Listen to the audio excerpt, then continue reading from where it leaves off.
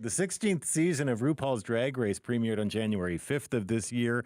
Where once the world of drag performing may have been a bit underground, a bit niche, today it is very much recognized as a form of entertainment that all kinds of people enjoy. And so what does that mean when you're a drag performer, now that it's not quite as subversive as it once was? Well, joining us now, two local performers, Androgynass, or Andy, or maybe Androgynass or Andy, is the current, I'm not giving up on that one, is the current winner of Vancouver's Next Drag Superstar. Good morning to you. Good morning. Thank you for being here. And Acacia Gray is founder and co-producer of The Black Parade. Acacia is with us in studio. Good morning to you. Good morning, Stephen. How are you? I'm well. It is so great to have you both here.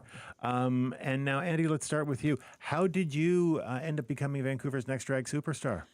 Completely on a whim. Really? Did not go out there expecting that, but yeah, I entered the competition just expecting to have fun, to learn, and to grow because I haven't been doing this for very long. And surprisingly, by me having fun, people liked that, and I won. Wow.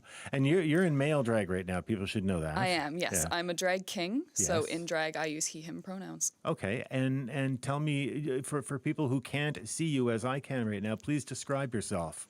Well, I am wearing a half-half fancy outfit. I rhinestoned myself, a hat, glasses. It's kind of a staple to my drag. And I like to carve designs into my beard. If anyone's seen The Hunger Game, that's exactly what I was going to say. Yes. What's his name? Seneca Crane. Seneca Crane. There you are. Yes, I took inspiration from him and Adam Lambert when it comes to my drag style. And the glasses as well. I mean, you look you look kind of funky, steampunky, sort of. I don't even know what to call the look. It's fantastic. Thank you. I have like 10 different pairs. But it's like a wildly original look. Like you look very academic. I mean, and the jacket is amazing. The sort of, what are those on the shoulders? Shoulder pads, just pointed. Pointed shoulder pads and a solid black on one side with gold sparkles up one lapel and then a floral pattern on the other side. Mm-hmm. I want that jacket. Isn't it nice? It's really great. Thank you. Wow. Now, Acacia, you are also relatively new to drag performing. I can't believe that looking at you right now because you look like you've been doing this forever. Thank you. Thank you so much. Yeah, I've technically been doing drag for almost 2 years now, but I've been part of the community sort of as a behind-the-scenes event photographer for a year prior to that. Yeah. And yeah, I've had a really great opportunity of getting in the community, being part of a drag family, and it's been really exciting to learn and grow in the scene and get to know really incredible people. And as a photographer, I mean, you watching this closely and watching the detail of how people put themselves together, you kind of got a head start. I did. I was really lucky because I also worked in makeup right before that too. So, it just happened to, I don't know, it was a culmination of just multiple different artistic ventures that ended up turning into drag, which I'm really grateful for. Do you remember the first time you put on your makeup and hair and were put... Absolutely. I think the first time I did it more for like drag, it was with my drag parent, Mix Booker, who's a local artist and icon in the city. And we sort of got in makeup together and got in hair together and went out to one of their shows. It was really incredible. But I've been doing makeup, like I said, since at least I think since I was 16 maybe. So I've been actively sort of learning that craft and building that for myself and hoping, honestly, I kind of wanted to be like a celebrity makeup artist for the longest time. But then, drag happened to come along and it's worked out. You look absolutely amazing. Thank you. I'm going to admit this on the radio for the first time ever. I grew up with three sisters. And when I was little, they used to dress me in drag and introduce me as their cousin Stephanie. Yes. Nice. And I passed. I was pretty good. Mm-hmm. That was, prepubescent I was good. After that, it was confusing after that. It's never too late. Andy, for you, your first time in drag, when you first put on an outfit and looked at yourself in the mirror, I mean, your facial hair, your eyebrows, it's so amazing. Thank you. This is pretty much the same look that I started with. I had a week before my debut when I found out that I was going to be in drag, and I was like, okay, what am I going to do? Well, back in 2009 when Adam Lambert was on American Idol, I was like, I want to do that. And I knew what song I was going to do, so I had a week to prepare. Did basically this, a lot rougher. My mustache used to be like up into my nose. Okay. But it was amazing. Drag combines everything that I love doing in life. Yep. And it just felt right. How does it change who you are when you put on that outfit? I mean, you are not the same person you normally are. No, Andy is definitely a character. Yeah. He's very different from me. If I go, like my human form, if I go out and dance, it doesn't happen. I have no rhythm. I can't do any of that. I'm a jock, like athlete. That's what I have.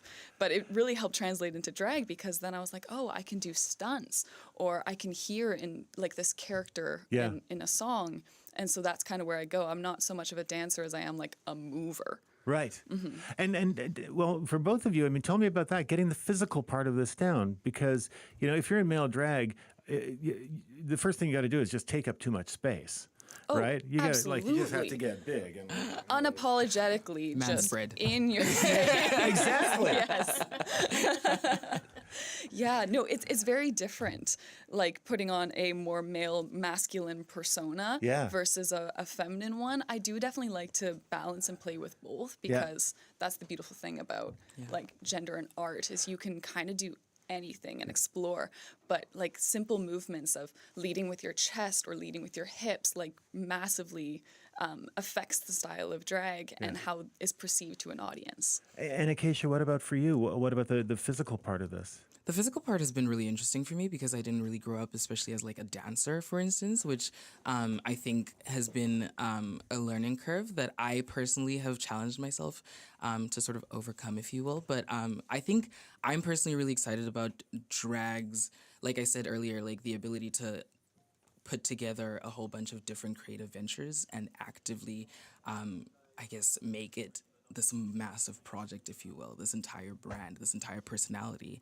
And for me, like that movement, that ability to move on stage, when you get in character, if you would call it that, it really does come out when you're on a stage in front of an audience. Mm-hmm. I'm always impressed by people who have like classical acting training because, you know, they get taught movement and they really know how to move. Yeah. And it always surprises me when people can kind of turn that on.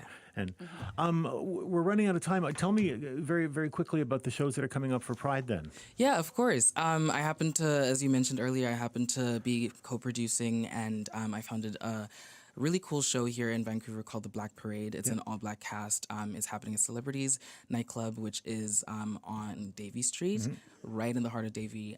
That's going to be on August 3rd at 7 to 10 p.m. We have some incredible talent, international and local artists, which I'm really, really excited about.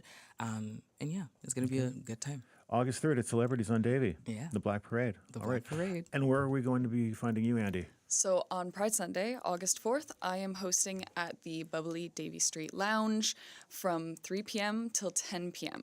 There's going to be pop-up drag throughout the day. I'll be there hosting the whole time, and it's all about uplifting the next generation of drag. All right. So newer performers in the city who you don't see all the time, who don't often get those big bookings, and just really broadcasting the wide variety of drag in the city.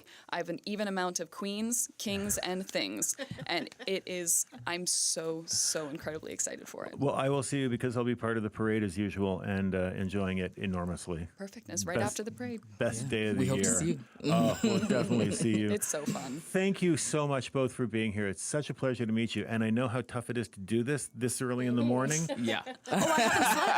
My I eternal. haven't slept. I haven't. Well, you look great for somebody who hasn't slept. My eternal gratitude. Thank you. We appreciate it. Thank you so much for having us. Androgynass, or Andy, current winner of Vancouver's Next Drag Superstar, and Acacia Gray is founder and producer of the Black Parade, which, as we said, takes place on August 3rd, Celebrities Nightclub.